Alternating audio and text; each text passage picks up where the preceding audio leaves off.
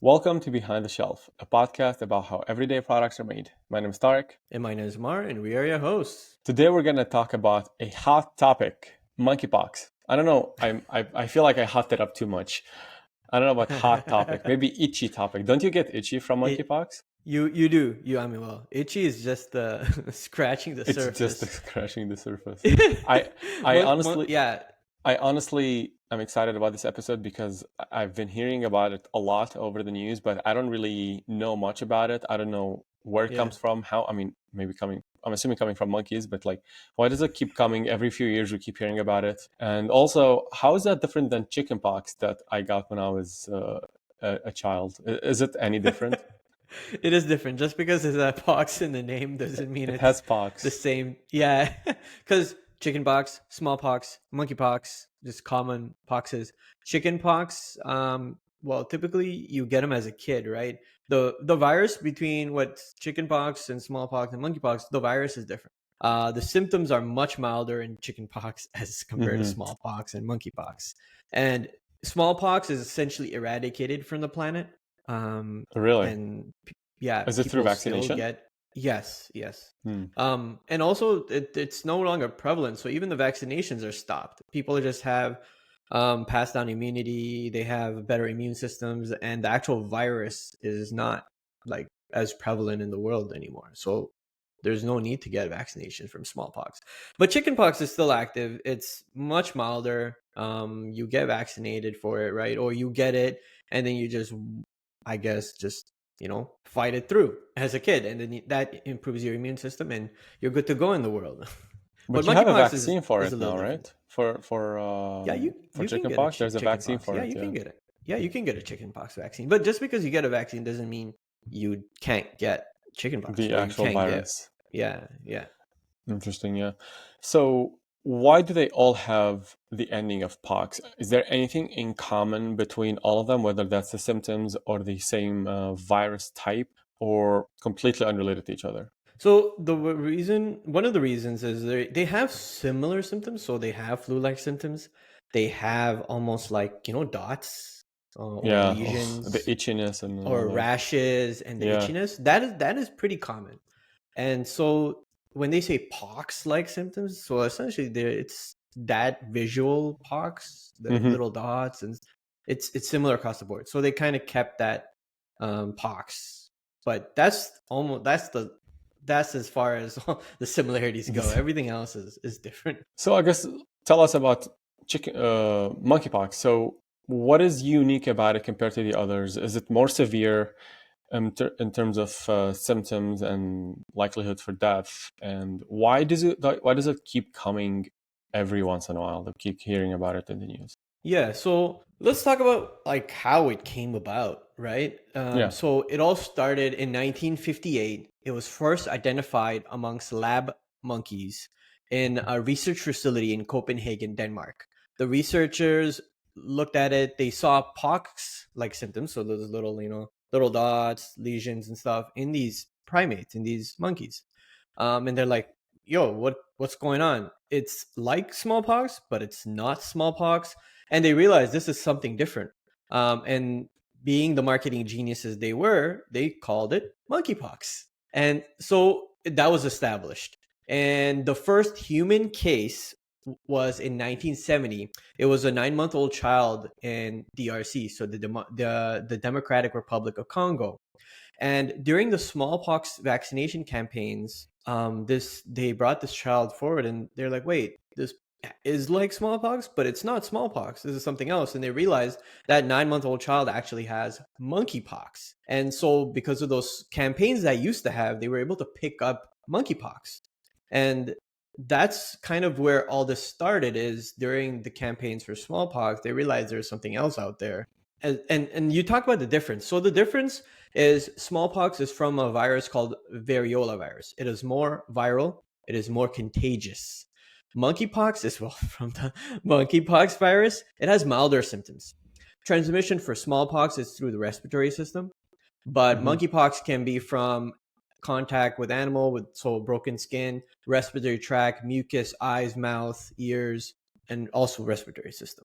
Yeah, essentially they go through, you just inhale them. So that means they can transmit via air. You don't have to be making physical contact with someone who has it to be, Not necessarily. Yeah. If you breathe, like, you know how someone sneezes and it's in the air yeah, and then yeah. you're breathing the air? That's one of the methods as well, right? So right now we know that it's coming from animals. Are they just monkeys that hold this virus and we can get it from, or is it which other animals can potentially get it to us? Yeah. So let me walk through a few different milestones and then that'll answer your question. So in the 1970s and 1980s, sporadic cases were popping up all over Central and West Africa. So when I say Central and West Africa, I'm talking about countries like the DRC, so Democratic Republic of Congo. I'm talking Liberia, Cameroon. And in 1985, 1986, there were some studies that scientists did in the DRC that they realized or they pinpointed that certain species of rodents, like rope squirrels, were hosts for these viruses. And that's what it was. So to answer your question, it's coming from like rope squirrels, pouched rats. So those are the carriers that are initially carriers for this virus. So you mentioned that at some point it started as a human to animal contact. So Yeah. does that mean that it started from an animal in Congo and then the animal infected humans and those humans spread it in the Central African region? Is that what happened? Yeah, that's exactly it. Oh, So yeah, so these regions, right? Socioeconomic issues, food is scarce, and a lot of locals rely on hunting, and so they're hunting animals, they're eating it, they're coming into close contact with it, and they're essentially getting infected or they're carriers, and then they infect without knowing because again, diagnosis and medical treatment is hard to get access to and people don't have that kind of diagnostic tool and so they don't even know they're infected, right? And then it causes a chain reaction as they go and then someone else comes in contact with them and they're traveling to like US or Canada, whatever, right? And it goes from there, and in dense populations it skyrockets. so far you've covered multiple times where like 50s, 70s, 80s where monkeypox showed up. How Yeah. have we been able to tackle it every single time? Did it die out on its own, or have we been able to vaccinate people or just develop a cure for it? No, so the timelines I'm talking about, it was just identified. It wasn't eradicated. There was no vaccine in like in the 1990s, right? So cases kept coming back up. Like, okay, people may or may not have died, but the virus is still prevalent. It's still infecting, going on. People stay hydrated. They're getting some viral treatments, whatever, right? They're Hmm. contagious, they feel like, and then they're removed from their quarantine, stuff like that, but there was no vaccine at this time, so the cases kept going up. Yeah, so it's more control measures essentially. So at what point did we start to see, okay, early signs of vaccination and actually developing a solution for this problem that keeps happening? So until it affected the Western world, no one really cared. Of course. so It's so so what tragic, actually. unfortunately, man, that's just how the world we are in works. So what was the pivotal moment was when there was an outbreak in the US. So in 2003 It's so so, messed up. and it's funny how it happened. There was an animal distributor that brought in rodents from West Africa. They got into Texas. And then from Texas, they were sent to almost like a housing facility in Illinois. Hmm. And they were housed in close proximity with prairie dogs. So the prairie dogs got infected. And the prairie dogs that went to their human peoples, and the humans got infected. And then Infected, it went yeah.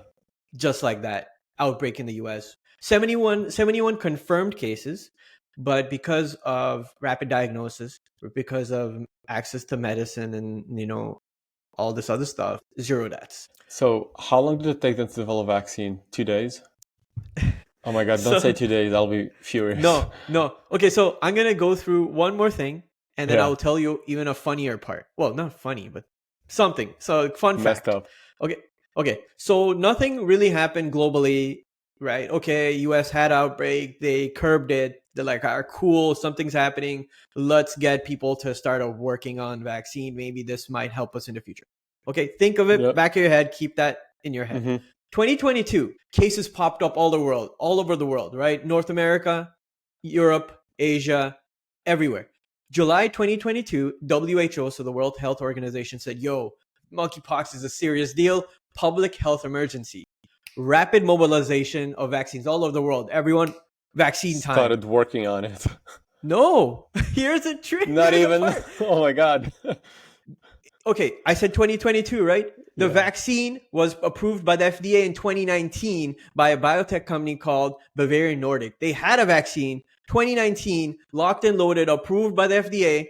You know what they did? Oh my god. Did they? Stockpiled by the US government, was not distributed.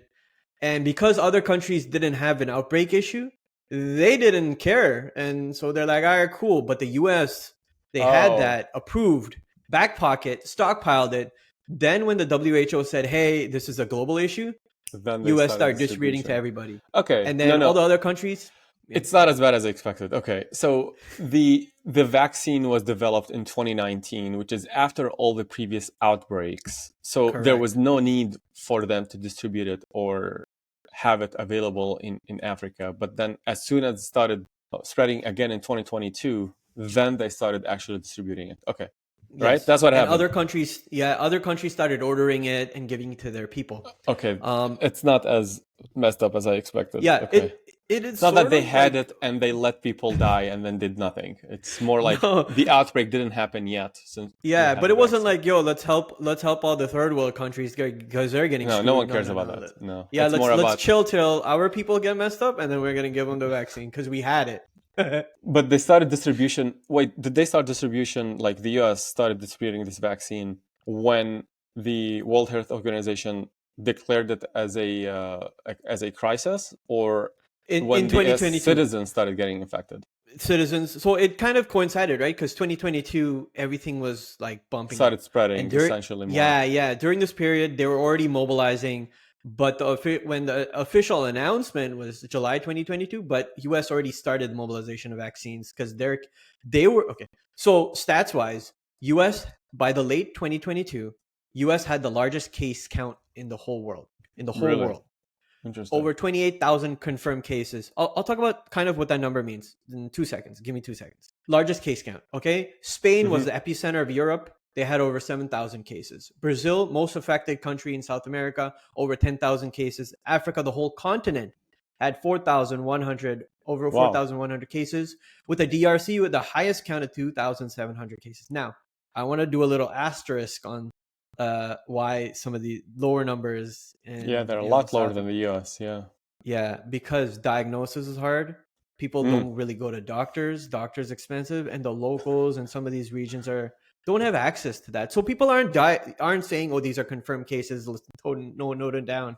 And so a lot of these numbers it could be a lot higher. We just don't know, and it's hard to guess. You know, this we might be digressing here a little bit, but this reminds me of when we had COVID and then Trump, who's the president at the time, he said the problem with having high cases in the US is because we are testing too much. If we stop testing, then we will stop having cases. So this to me sounds the same. Where like the US has the highest It number because is. they're testing the most. I can't Maybe they believe you should have quoted stopped. Trump. I can't believe you quoted Trump. My God. It's the same logic, you're testing No, too I much. get That's you. your problem right there. Yeah, if you didn't test, it never You don't existed have the on. issue. Yeah, you don't, not It's an Trump issue. logic. Anyway, so I haven't heard anyone talking about let's get a monkeypox vaccine. Is it because it hasn't spread wide enough, or is it because it's still not available, or like is monkeypox also like deadly? Like if I get it, is it deadly, or is it more for more like maybe senior people or children that when it gets deadly? Yeah, so okay, that's a great I asked you question. two questions. I Uh, apologize. yeah, no, that's okay. So monkeypox, I said, is a milder version of, let's say, smallpox. It has it could have severe symptoms, but it does not necessarily need to lead to death. So for example, let's say I got infected, I'm in Canada, I have access to healthcare, right? I Mm, go I go to my hospital, they'll instantly say, okay, you have lesions, you have rash, you have something, you don't have something normal. Then they'll be like, oh, monkeypox, or they'll think of something close. They'll test They you. immediately they put you in triage. They give you treatment, so pain and fever, because they want to bring all that down. They keep you hydrated. They have a nutrition plan to get all the nutrients you need to fight off the virus. They will isolate you because it's contagious, and they will pump you with antiviral treatments. I'm not gonna say names because I can't pronounce it. I'm gonna butcher it. Yeah. There's three main treatments, and they will do that. Initially, these treatments, what it does is inhibits the viral product, stops or limits the spread of the virus, and then your body has to fight it out, and then you're good to go. So it seems like under proper care, you can fight it off. But Correct. we don't have a cure for it. It sounds like the treatments that you mentioned, they're generic viral infection treatments. They're not specific cures for Yeah, there's monkeypox. not a cure, Okay. but yeah, the vaccines I told you about, right? So there are two vaccines on the market, and they're effective, and they usually are given as a pre-exposure medicine. And if Of you get course. Yep. exposed, they will also give you within the first 30 days. They will give you this, but it's seen as a pre-exposure medicine.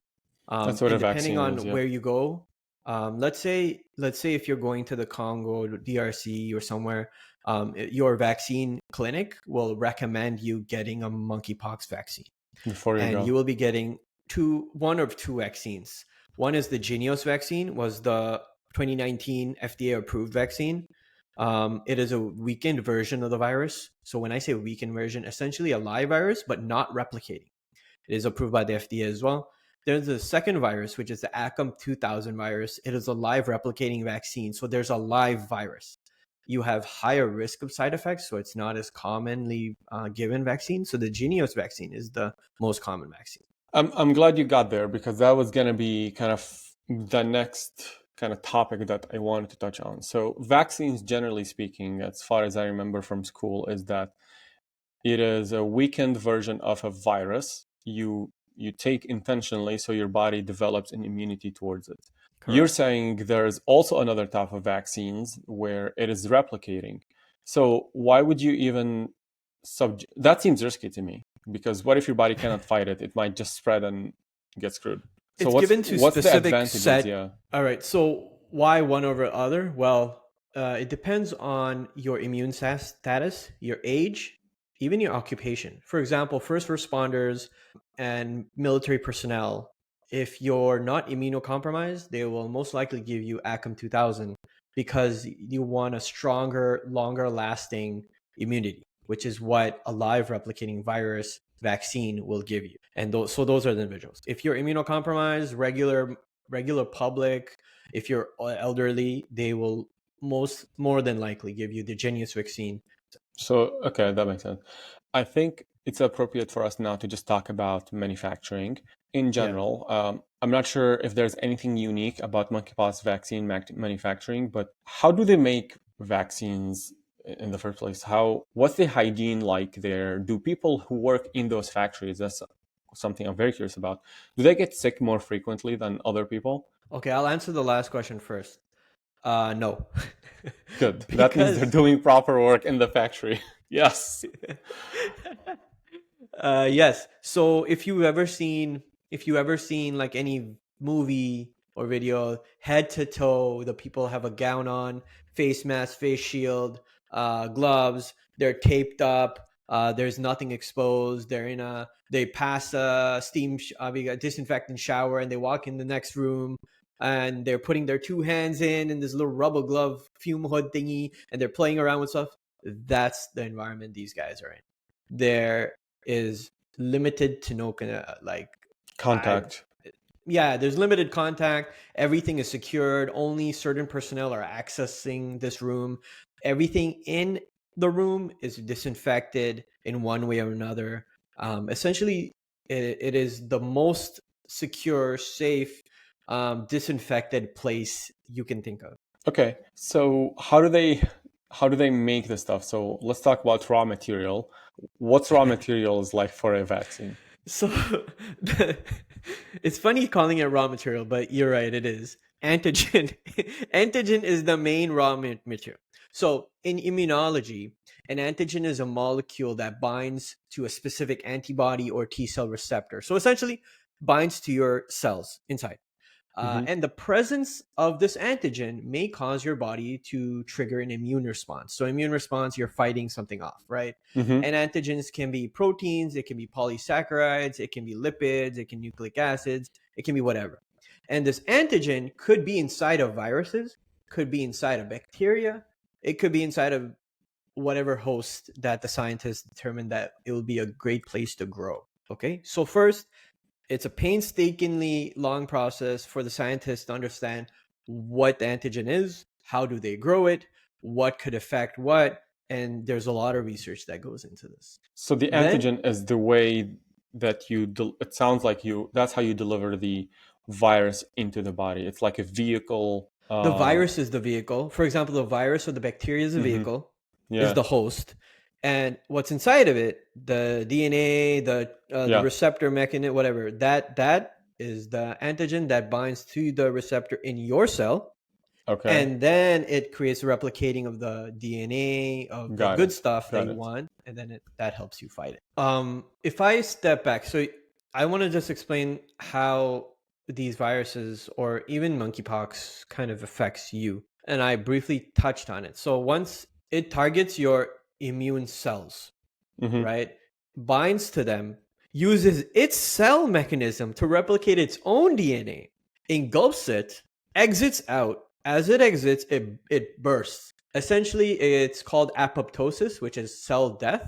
Mm-hmm. So, and then it keeps doing this. So this is why your immune system goes into this like super shock, flashes, rash, fever, all flu-like, and so it's causing cell death, which is why it's these viruses are their mechanism to do this is amazing, because on its own it can't do anything. It's using your cells to do the damage. Yeah. Okay, so let's go back. You got your antigen, you know what you're going to use. Cool. Now you got to isolate it from whatever you grew it in, right? So you grew it in let's say you grew it in a bacteria. You got to take your antigen out, purify it. So what they I'll talk about what that means in a bit, but walk with me here. Free from Mm-hmm. contaminants, you got your antigen now. All alone, solo mission, antigen is ready. You go Mm-hmm. into formulation. So that pure antigen is mixed in with other ingredients for your final vaccine. I'll talk about what those other ingredients could be in a bit. But okay, now you have your final vaccine. You go through a series of testing. So first is preclinical trials. What they'll do is they'll take the vaccine, they will do all sorts of lab testing, property testing. They will trigger immune response from a chemical perspective. They'll see, okay, what is this? What is it going to do? How does it work? And then it moves on to animal testing. So depending on what the best animal for testing, it could be a rat, it could be a hamster, it could be a primate, whatever, right? They will do animal testing. Once they get the green light from animal testing, they go into clinical trials, so human trials. There's a lot of phases. I'm not going to go through the phases, but essentially, human testing has small scale to large scale. They get the approval from there. It goes into regulatory review and testing. So regulatory review, so agencies like the FDA for the US, Health Canada, well, for Canada, EMA for Europe. They look at this, they go through all the documentation, they go through the vaccine, they do their own testing, and then you get approval. And then the manufacturing actually starts. This is the approval. Yeah. So it goes through this rigorous process to essentially say, look, my vaccine not only does it work, it is repeatable and it's safe. Correct. And this is part of the disputes, if you will, or concerns that a lot of people had about COVID vaccines when they first came out, because they were accelerated and they had to skip through Yeah. some of those steps to get it to market very quickly. And that's what a lot of people were like concerned about, like how, because that process alone takes years for any vaccine to Yeah. be completely Yeah, it could developed take under. years. Yeah. And I remember that here too, right? In Canada, that was a major point of discussion, is how could they do something like vaccine from nothing to something that fast? It was within 6 months, I believe. I remember, if I remember Yeah, correctly. it It is. was It very was fast. rapid. Now, Yeah. again, these pharma companies have so much resources at their disposal, and if the government is also throwing resources at it, who knows what they can do? but that point is still valid. Is they did it so fast. It is Yeah. not normal, and I get it. And we could talk about that all we want, but it is what it is. Okay, so now that we have the approval of the vaccine and we got FDA approval and we're good to go, how do we manufacture them on this massive scale that we're able to for the entire population? Bioreactors are used to grow the culture medium. So when I say culture medium, this is the antigen and this is the host that I talked about. So host, bacteria, could be virus, and the antigen is inside of it, right?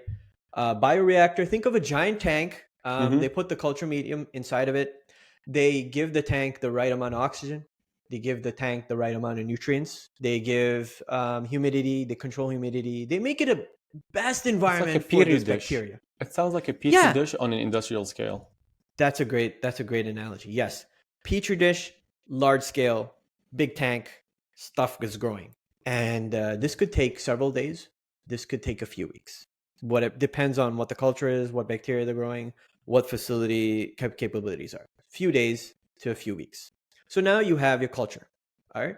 They use giant centrifuges. So if you remember your science class, a centrifuge, you put your little sample vial in one side, you put blank vial in the other side, and it spins really, really, really, really fast and separates the components Yep. based on the heaviness or densities.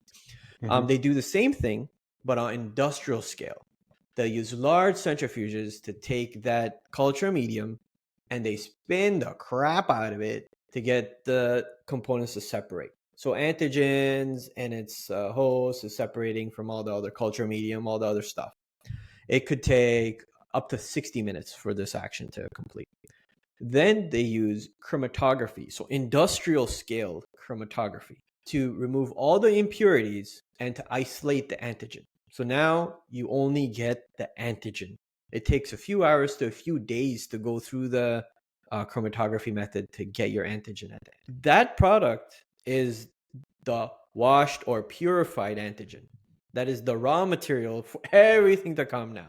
Okay, that's Yeah, so that you do that cooking process, if you will, so that you can create the antigen that you need for the specific virus, and then you separate yes, it out of the other ingredients into its own. correct, Now you have correct, your custom-made antigen. What do you do with correct. that, and what are the next steps? All right, so antigen, and I also mentioned other ingredients, right? So large mixing tanks, they add the antigen, they add stabilizers. So stabilizers are amino acids, which is the building blocks of life, I guess.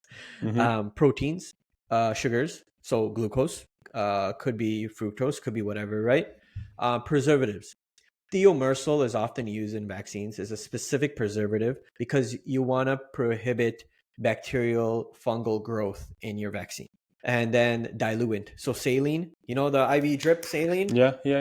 Saline. They add Think that. of Okay. it, yeah, think of it like a buffer solution in your vaccine. Saline. And so all this is mixed. And remember that this is all happening in a sterile environment, aseptic environment. And the mixing actually takes 15 minutes to up to 2 hours. And so it does have, agitation because you're mixing all this stuff in. You got to have a homogeneous mixture.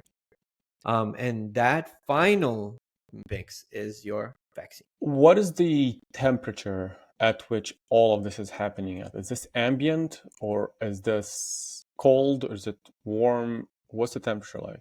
So the temperatures vary, but the typical range is 2 to 8 degrees Celsius. However, for It's more cold. stable compounds, for stable vaccines, for less risky vaccines, it could be up to room temperature, but it will not exceed room temperature. Now that you have your vaccine liquid done, then it goes into filling. Is there any? I would think there's no pasteurization because you would kill everything you just made. So what? What happens after that? All right, so you would, now that you have your final vaccine, you would fill it into vials or syringes, depending on what it is, all in a clean room, clean environment.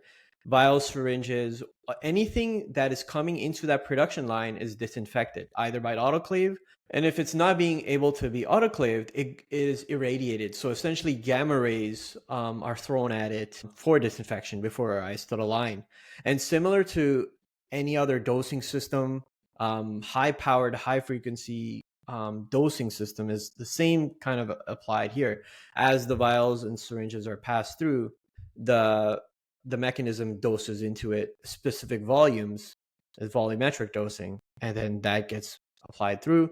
It's sealed and then gets into a labeler, and then it's goes into storage. What is cleaning like in a vaccine factory? Because this is next level cleaning. We talked about meat before, talked about hot dogs, and cleaning was crazy then. Here you're intentionally breeding bacteria or viruses, and then you have to clean it. So especially you want to avoid cross contamination, right? Because if this factory is making one type of vaccine and then they want to make another one now, I would imagine there's a lot of procedures to clean everything you've just used and then check everything you just cleaned and then make this different batch or different type of vaccine. So what is that like in a vaccine factory? So I want to preface this first by saying the environment is very clean already. It is a sterile environment, aseptic machinery, and clean room. It is very clean already. But in many cases, manufacturing facilities are dedicated vaccine facilities. Many cases, they make that vaccine or that production line only makes that vaccine. But a lot of other manufacturing facilities are flex. They make other vaccines. And so let me break it down. They do CIP, similar process to how it normally does. If it's not CIP-able, they do COP, similar process again. Then for line release, this is what they do. They do micro testing. It's similar to what we do in food. They do standard coliform testing, which is a good indicator of cleanliness, overall cleanliness. They swab, they micro test, figure that out. Residue test. A residue test essentially is, do we still have cleaning chemicals around present? And they use mass spectrometry. They don't do those quick tests we do in food or ATP tests. No. They do mass spectrometry to know exactly I have zero residue. You don't want to shoot up something and you got some cleaning chemical. It is the same practices, but the threshold of pass-fail is significantly it is very lower. stringent. Yes, correct. And then the next piece is endotoxin testing. And they'll do a rapid endotoxin testing to know if there's any toxins present. They do this because some bacteria, they in their presence they release toxins. So if you test for toxin and there is toxin, that means there's bacteria present. And so they do toxin testing as well prior to line release. So you have your vials, that's your final product. What kind of testing and quality checks that they go through to make sure that this is in-spec product that is good and safe for consumers, for people? Yeah, so they do this on a every batch base. So again, everything is segregated by batches. So contamination of cell culture is checked. The bioreactor I talked about, the culture coming out of it, they're checking for microbial contamination from the bioreactor. They do PCR testing or they do endotoxin testing to know that, hey, this product coming out of my bioreactor was not contaminated. It is fine. So that's the first test they do. Second test they do is after they mix. They're finished mixing. They got the final vaccine. They do viscosity testing and they do pH testing. Next is purity levels. So after chromatography, you know the antigen they get, they test the purity of that antigen. They use one of two methods. They use electrophoresis or chromatography. I don't think I've mentioned electrophoresis before, but essentially it uses an electric field to separate based on weight the compound that it's analyzing. So in this case, it would separate the end product, the antigen. If there's no separation, it is pure.